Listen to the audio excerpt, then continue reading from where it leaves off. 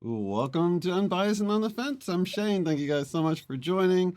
And the moment I've been waiting for a long time to have my sister join me. What's up, Lana? It's JaLana, but I call her Lana. Yep. What's up? So glad you could come on here. And I never knew why, we would first do a video like this, but I think it's really cool because so many people know me and I've brought up little stories here and there over the years and stuff like that. So it's going to be, for a lot of people, it's going to be great to sort of put a face with it. And I wish we could have Chad here too. Chad, I talk about Chad a lot too, just as being kind of one of those people. Like our video is about Carlton, but Chad's really, and our mom was one of these people that really have a huge impact on people. And Chad is one of those people that he's kind of my go-to guy for just an all-around good guy. So I'm kind of glad he's not here because I can talk about him a little bit more with a little more adoration for him because that without him feeling all funny about it and stuff. Right. But yeah. So the main reason, okay, so Lana and Chad came into town this past weekend for two big reasons. One of our pastors from when we were teenagers, Carlton Pearson, passed away, and he had a service here. So kind of a last minute thing. Her and Chad came down and we went to that memorial service together, and we're going to talk about that a little bit. And plus, it was 30 years Saturday, December 2nd, that our mom passed away. So we got to spend that time together after 30 years. It just doesn't seem like it's been that long, does it? No, it doesn't. It's crazy. So I guess let's start with Carlton. What did you think about let's talk about the service real quick. Let me pull up pictures while you're talking. And what was your impressions of it? Had you been to that church before? No, of course I've heard of Michael Beckwith. He's pretty popular. And my son loves him, so I've heard of Michael Beckwith, but it was my first time. Now, I knew his mom and dad, and when I say know them, they were in the same church when I attended years ago, back when I was in college. So this was, I guess, in the early 1990s, where I was a member. So I knew his mom. She would lead worship sometimes. I should say knew of her. So when I was like, oh, they had a son, I knew she had a son and some kids, but I didn't know them because they were younger, way younger than I was. So, but yeah, it was just really neat. I can't explain it the way Transformation Church, Michael Todd's church, honored Bishop Pearson was amazing. From the time you walked into the building, I mean, they had some of his robes behind glass. They had pictures, different pictures of him and his family and different memories from all over his life. But what really got me, and I think my husband, Chad, was we felt literally like we stepped back into 1990s, back Mm-hmm. to college days, the music. Oh my gosh, it was amazing. It was amazing. Yeah, for me, that was like that too. So I didn't even recognize, I guess, David Smith. He's the one that was wearing the white, right? I'm playing a clip right now. Um, Yes. yeah, he was, and it was like, I don't know how many of the actual choir members were the same people as well.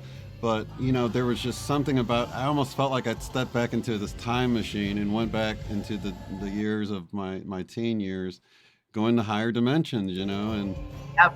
and yeah, it was just amazing. The energy in the place was just so. It felt like he was there to me, to be completely honest. Absolutely. And it didn't feel like, I mean, you knew it was a funeral, but you felt so uplifted. Like Yeah. the entire time, you just felt so uplifted to be there. It was amazing.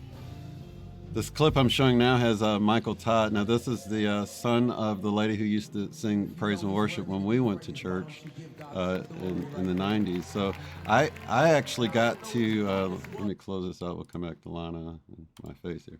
Okay, so for me, we started going to higher dimensions right about the time when the youth was behind the building. Do you remember that? They had like these youth trailers. Yep, Yep. yep. So we'd have to go to those trailers, and then we grew so fast that we ended up. They rented out this building about a half mile down the road, and they called it the Powerhouse. Yep. And so we would go down there, and all the dance moves I've learned was from there. And it was so much fun, you guys. I can't tell you like how much of an impact just the church in general. And I'll even get back to Carlton in a moment, but just the church and that space that was created for the youth. Yeah. And, I don't even know a lot of people by name from that time, but I was just accepted into everyone was just sort of accepted into the group so well. And it was Yep. so well integrated. There were so many people of so many races. And I think one of the reasons for that is the way Carlton, he wasn't shy about poking like race jokes and things like that. Some of the, you know what I mean? And it kind of like, I think it actually reduced the tension around race and stuff to sort of just have a little fun with it. And he was that kind of guy that made you feel comfortable no matter who you were. Yeah. Well, and he loved all people. I remember he would laugh about how white people clap on the 1 and 3. Black folks clap on the 2 and 4, and he would imitate it. And he said, "And here we clap it on every beat," because the church was so mixed. But it was phenomenal the way they did church. I mean, the associate pastor Gary McIntosh, he was white.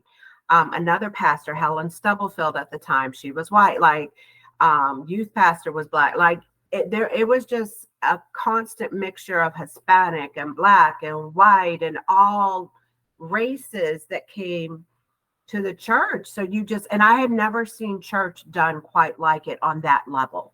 Oh, I'd yeah. never seen that anywhere before. I couldn't wait. Like as a college age student, church is the last thing most college students are thinking about. I couldn't wait to get to church. I Yeah. could not wait to get there. It was the funnest. That was my community. You felt uplifted. I enjoyed the service because he wasn't just a boring preacher. He was funny. Like he had you laughing. You were hungry for more, just being in the presence of just at the church. It was amazing. Yeah, and even like, we had chances to go and talk to him after service and things like that. But the thing is, you really got 100% of him when he was up at the mic. He wasn't a different person. He was always authentic, and I really appreciate the fact that of what he's gone through since that time. We weren't going to church there when he kind of had all that stuff happen to him, but True. it had been like maybe 10 years since I'd been there, maybe even 15 years. It'd been a while. Right. I left, me and Chad left the church. They had done a couple Azusa conferences that we were part of. I sang in the choir at the Azusa conferences. And then that's when mom got sick, and so she had relocated back to Missouri from Tulsa. So we kind of went with her. Right. So we left the church during that time. So we weren't there when all the transitions took place and he lost his church and all those things happened. But I will say, we've stayed thank goodness for Facebook, because we've been able to stay in contact with a lot of our friends through social media that went to the church. So that's nice. Absolutely.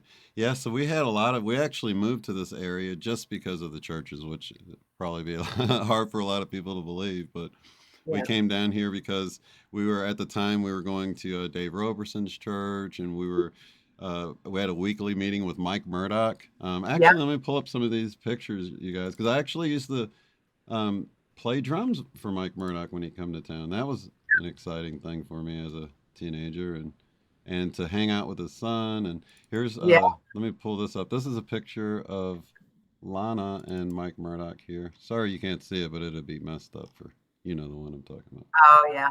And then Wait. We got to tell the Mike Murdoch story. oh yeah. We're in church and Shane was the drummer. And he took off with Mike Murdoch's son, hanging out with him out in the. I don't know what y'all was doing, Oh, I but don't remember this story. you don't. Yeah, right. Anyway, Mike Murdoch's like, Shane. He's on the mic teaching, but he's yelling for Shane, get back in here and get on these drums. It's so funny. I'm glad I didn't hear it. That would have been embarrassing. Yeah, I was embarrassed for you, but it was so funny. I was laughing so hard. And back then I had a ponytail and a long dangling cross earring. Uh, And, yeah, yep. that was fun. That was I fun. remember days. So we had our time with Mike Murdoch, which was awesome. I actually learned a lot of business stuff from him. He had a Christian businessman's luncheon thing, and I got Mhm. into that for a while. So he was a lot of fun. Dave Roberson, we got to hang out with his kids and his family at his house and stuff. So a lot of the names that we'd heard before we ever moved here, we actually got to meet those people. I mean, many of our friends went to Rhema. You know, that's Right. Kenneth Hagan there, right? Up Kenneth Hagin. I mean, Dave Roberson's, he had his small, the prayer center in Jinx, not Missouri, Jinx, Oklahoma. Hmm. And we were there and every Friday night and it was phenomenal. And then he'd go out to eat, like everybody'd go out to eat together Yeah. and he was right there. That was the first time I think I'd seen a pastor actually do that, like just Mingle and mingle with and just talk and have you over to his house. And I used to sing at his church and Mike Murdoch's. It was yeah. just really, we were involved, and Carlton at Higher Dimensions. It was just, we were involved, and And it was our, Azusa was huge. Where you sang oh, at the choir, Azusa, and it's so funny because I was just seeing a clip of Carlton at Azusa clapping on every beat, and I even uh, told my wife, I was Jeanette, I told her, I'm like, look at him clapping on every beat because he's looking out at the audience and he sees some people clapping on the ones and twos and threes, and he's just clapping with everybody, and that's the yeah, kind of guy he was. And it's funny because yeah, I hadn't remembered that story you said, but I could uh-huh, see he was intentionally clapping with everybody because oh, yeah, that's yeah, just kind of who he was, you know what I mean? right. Well, he had so much rich history, like with Oral Roberts and Catherine Kuhlman and the list goes back. And I mean, I remember him talking about being at Oral Roberts University when it was a predominantly white school. And they say, oh, he was one speck of pepper amongst all the salt. Right.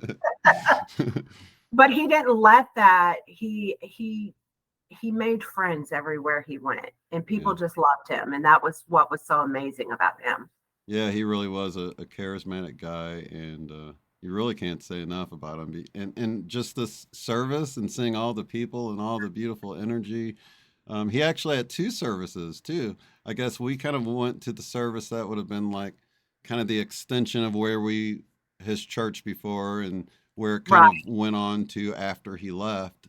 And then there Hmm. was a church service the day before, a Unitarian church, right? Right. And Right. that's Right. kind of where he ended up, the more inclusive one. So there was actually two services. I saw Michael Todd was a speaker at both services, um, Okay. and I noticed there was a lot of people that attended both services, but Yeah. you know Well, I didn't catch the first one. there's another service in Atlanta. I think it's going to be on December 18th at I believe it's a Unitarian church as well, but it's in Atlanta.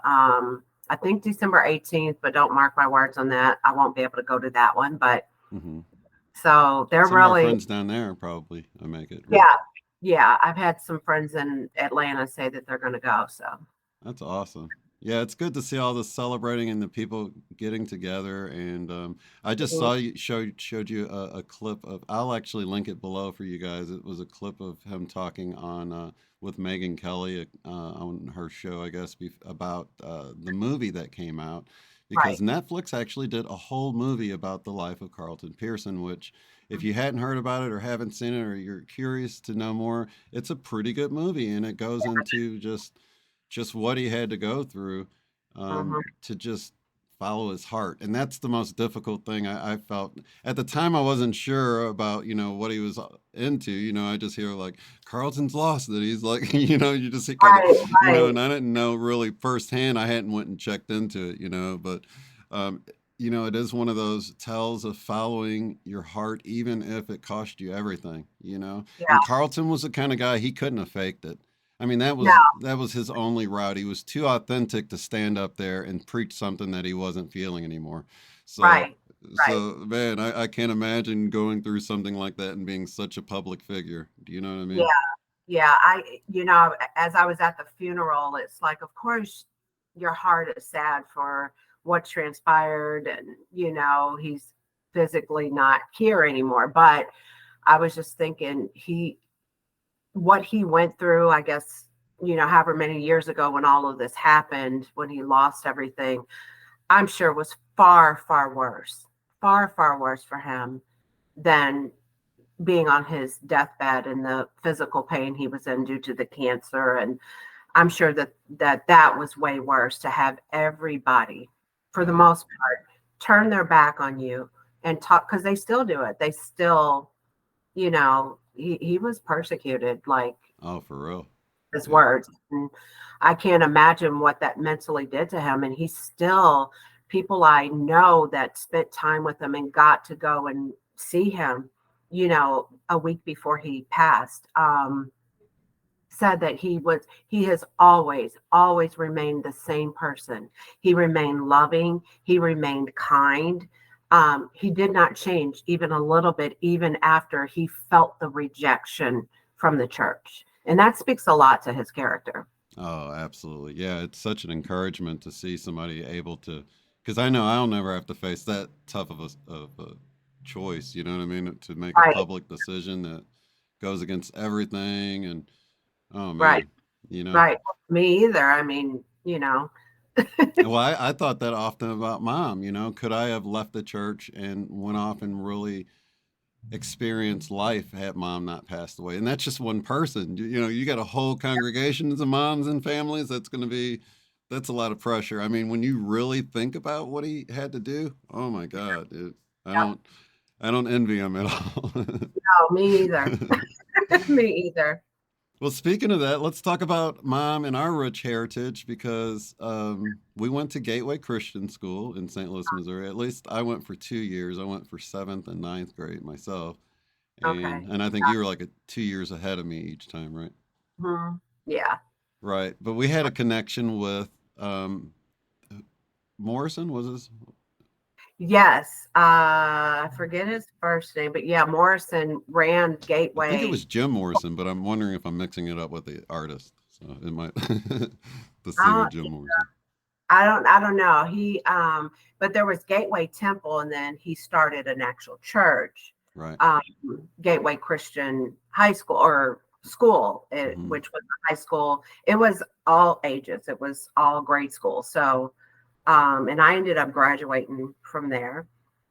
Um, yeah, but it was pretty cool. But it was so funny, like all the people we connected with, like Morrison and different people we connected with. They all kind of Hmm. knew each other. So there's a lot of mega churches in Missouri that I believe came out from Morrison's church, way back. Right, because we had we I went to Life, which was Rick Shelton's church Mhm. for a while in St. Louis, and then I believe that's where Joyce Meyer or Joyce Joyce, Meyer came out of there, and then there's Ron Tucker's church, which is Grace Church. right? And I believe all of these people came out of Gateway Temple, which was Morrison's church. But a funny story that was told to me, and I don't even know if you heard this, but our cousin shared this with us, was that our grandmother, our mom's mom, was an on fire, minister, preacher. They said she could preach you under the pew, is what they used to. I'm putting a picture of her at 16. This is our grandma, Ruby Pierce. Yes, our mom's mom. So she lived in downtown St. Louis. And one night, the story is God woke her up in the middle of the night and told her to go for a walk. She went for a walk, and there was a man slumped down in an alley. He was passed out drunk. And grandma prayed for him, spoke into his life, and told him that God had great things for him and all these other things. Well, I was told that man was Morrison, the one who ended up pastoring Gateway Temple, that Wow. he turned his life around, gave his heart to God. And then you look at all these ministries that came out of his church, and you see the trickle down effect of one person just getting up in the middle of the night and sharing God's love and kindness with another human being, and how that affected so many people. So Yeah. many people. Even Dave Crank, he was a really big preacher in that area, and I think mom was connected, with him or his family, Well, his kids or they something. grew mom grew up with David Crank. So his mom, I think it's Ruth Crank, his mother and our mom. Yeah, they all grew up together. So I have pictures of her from when they were little, going to church together. And I think either David Crank used to come over to grandma's house after school, like that was the house he'd come to, or either mom would go there, something like that. But they would go to each other's house after school and hang out. So they all grew up together. So if you know Faith Church and St. Louis and David Crank and David Crank Sr., and now we called him Baby Dave, but Baby Dave of Faith Church, like all, it's just so much connection. Wait, he's got that church in Earth City now, doesn't he? That real big one that you see from the highway. Yeah, Is yeah, that he's Dave got Crank's son? yeah. So he David Crank Jr. has that location, and I hear he's got one in Florida. He's got a couple in St. Louis, and I think there's one coming in Illinois, but don't quote me on that because That's I'm wild.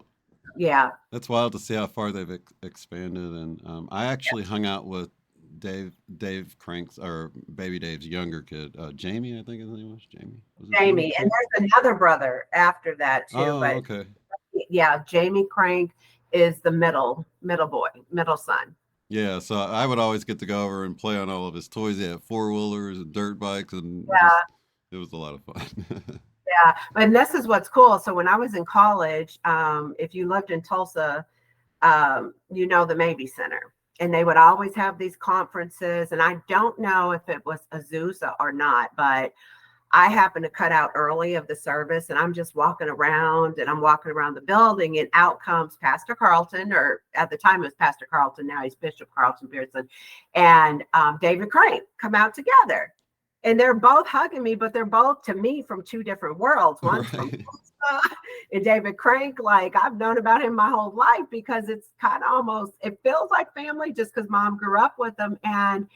And they're like, well, how do you know her? And he's like, well, she's a member of my church. And it's like, well, how do you know her? Well, her mama, I know her mama, and we all grew up together. And she used to be a member of my church, But he told me then, Carlton Pearson, he said, oh, I love this man. He said he bought me my first satellite and put me on television. So it was David Crank that first put Carlton Pearson on television and got him his first satellite. That's what they told me. Wow. And then here we are years later, and Carlton's putting on this huge event, Azusa. I don't know if you guys know, but it was like Azusa week was like huge for Christians here in Tulsa.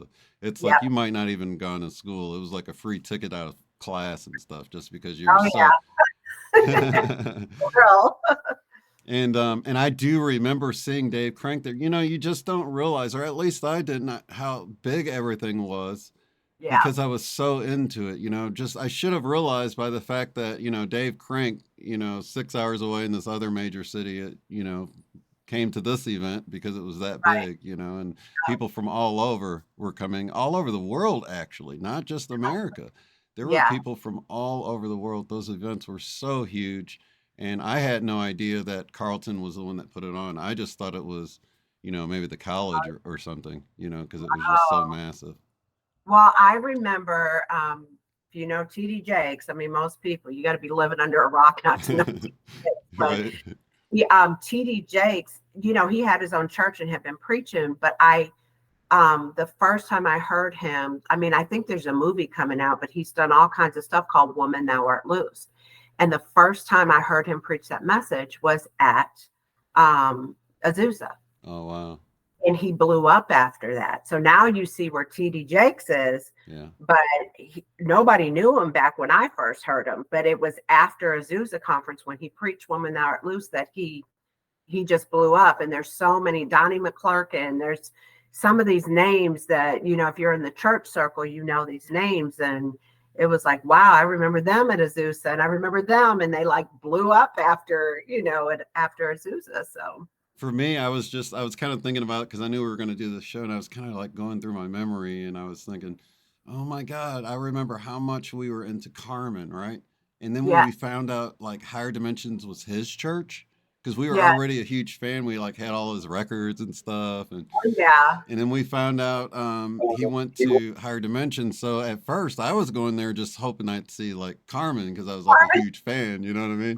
But then I Right. remember hearing Carlton sing, and I was like, "What? Why is he the preacher? Uh-huh. This guy should be singing the whole time." And I didn't know he Right. put out albums and stuff, but I Yeah. was so impressed by his voice when I first heard him sing. You know? Yeah. Yeah. He was such an amazing thing. And it was like a big happy family. Yeah. Carmen was there and his brother Mario was Oh, he let had me a show big that picture while you're talking of you and Mom and Carmen. oh yeah, yeah. Yeah. No, but Carmen's brother Mario, I think it was Mario, was the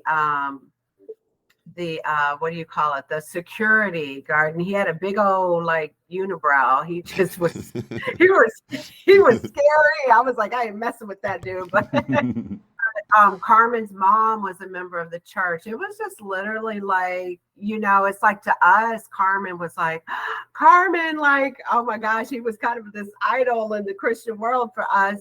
And but then once you go to the church and you see him every week, you're like, oh, Carmen's here. Like it was not that big of a deal after some time, because we were just one happy family.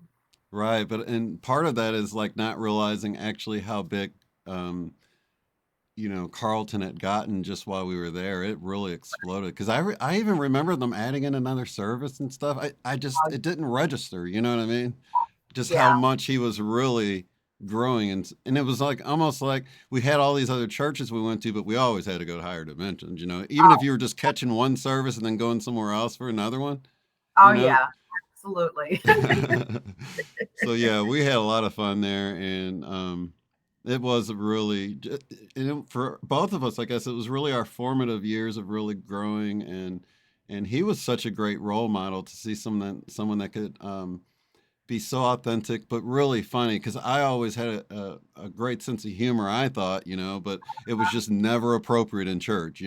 It's like you got to be serious at church. There's no joking. Right. But then I meet Carlton, and he was like, it was almost like some days he was like a comedian up there. He just had the crowd just laughing the entire service, and you left there Yeah. feeling so uplifted. You know what I Yeah. mean? Absolutely. Absolutely. I loved him. Love him. So that movie, I don't know if I said the name of it for you guys watching. It's called Come Sunday. It's on Netflix if you want to look more into his life because it really is a beautiful story. And I had, like I said, I had no idea just how big Carlton had gotten over the years, and how big of a deal it was until I'm like, Netflix? Why is Netflix doing the movie? And then I saw the movie and it was done so well. It's been several years. I saw it more like when it first came out, so I don't really remember all the details of it. But I know keep a Kleenex box handy because it had a Yeah. lot of touching, deep moments for me anyway.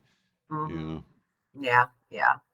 It was hard to watch because I hadn't watched it until I think within the last year. Hmm. I was just like, wow. Like I don't know. I just never took the time to sit down and watch it. And it was informative because even knowing him, you didn't know all the details like the movie portrays and explains to you. So Absolutely. The other thing I thought would be cool to get to tell everybody about is how like our mom was a traveling evangelist, and we would travel with her, and you'd do a lot of the singing, the praise and worship before she'd speak and stuff, and we got to travel all over, and that was a really fun time in my life, yeah, going through yeah, Texas and out into Arizona and just meeting people along the way, doing tent revivals and things like that. You know what I mean? yeah. That was awesome. Awesome. Let me see. Is there anything else that you want to talk about? Anything Um, we missed? Let me look at my pictures here. I should probably I'm going to throw some more links down, you guys, because I kind of found some things that they actually showed at Carlton's funeral, some funny moments. I was wanting to take more from it, but I haven't been able to find a lot. But there's enough in there to get an idea of just who Carlton was. I'll drop in that interview with Megyn Kelly. It's only like 7 minutes long, but it kind of sums everything up if you don't really want to watch the whole movie. And yeah, that's pretty much it. Thanks so much for coming on, Lana. We need to do this with Chad too. oh, Um, absolutely. just get on here and just chat about whatever. It's Yeah. that's Chad right behind her there on the shelf, you Oh, guys. All right. So lots of love, light, and unity to everyone. We'll see you on the next one. Peace. okay.